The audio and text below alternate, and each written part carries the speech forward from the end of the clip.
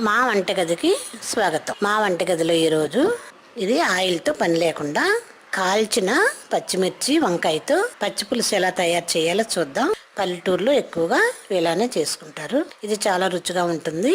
Stove వెలిగించి ఇలా ఒక జల్లెలు లాంటి గరిటె తీసుకొని, నేరుగా స్టవ్ మీద పచ్చిమిర్చి పెట్టలేం కాబట్టి నేను ఇలా ఒక గరిటెలో వేసి కాల్చుతున్నాను.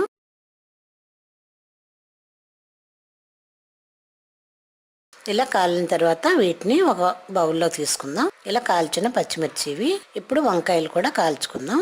వంకాయకి ఆయిల్ రాసి దీన్ని స్టవ్ మీద కాల్చుకుందాం. ఇలా ఒక 2 వంకాయలు కాల్చుకుంటే పచ్చి పులుసు బాగుంటుంది. పల్లెటూరులో కూర ఏమీ లేనప్పుడు ఇలా సింపుల్గా చేసుకుంటారు. ఇలా బాగా కాలిన తర్వాత స్టవ్ ఆఫ్ చేసుకొని ఇలా కాలిన వంకాయలను ప్లేట్లో తీసుకొని చల్లారనిద్దాం. ఇప్పుడు వీటిని పై తొక్క తీసేస్తే కాలిన ఈ పై తొక్క తీసేద్దాం. ఇలా తీసి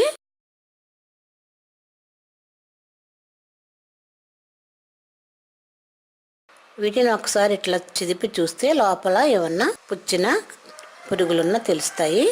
మంచి వంకాయలను తీసుకొని కాల్చాలి. కాల్చిన పచ్చిమిర్చిని రుచికి తగినంత ఉప్పు కూడా వేసి ఇలా చేతితోటి మెత్తగా చేద్దాం. మిక్సీలో వేస్తే మెత్తగా వస్తుంది, కానీ మరి పేస్ట్లా కలిసిపోతే బాగుండదు కాబట్టి చేతితో చేస్తున్నాను. ఇలా చేతితో బాగా చేసిన తర్వాత దీనిలో మనం కాల్చిన వంకాయలు కూడా వేసి బాగా కలుపుతాం.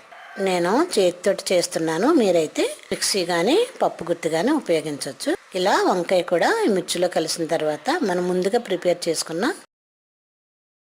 మనం తీసి ఉంచుకున్న చింతపండు రసం వేద్దాం.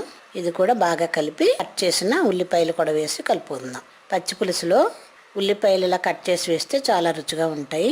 ఇలా కట్ చేసిన ఉల్లిపాయలు కూడా వేసి రుచి చూసుకొని ఇలా రెడీ అయిన ఈ పచ్చి పులుసుని ఒక బౌల్లోకి తీసుకొని సర్వ్ చేద్దాం. మా వంటగదిలో విలేజ్ స్టైల్ కాల్చిన పచ్చిమిర్చి వంకాయతో పచ్చి పులుసు రెడీ. మరిన్ని వంటల కోసం మా వంటగదిని సబ్స్క్రైబ్ కాగలరు. ధన్యవాదాలు.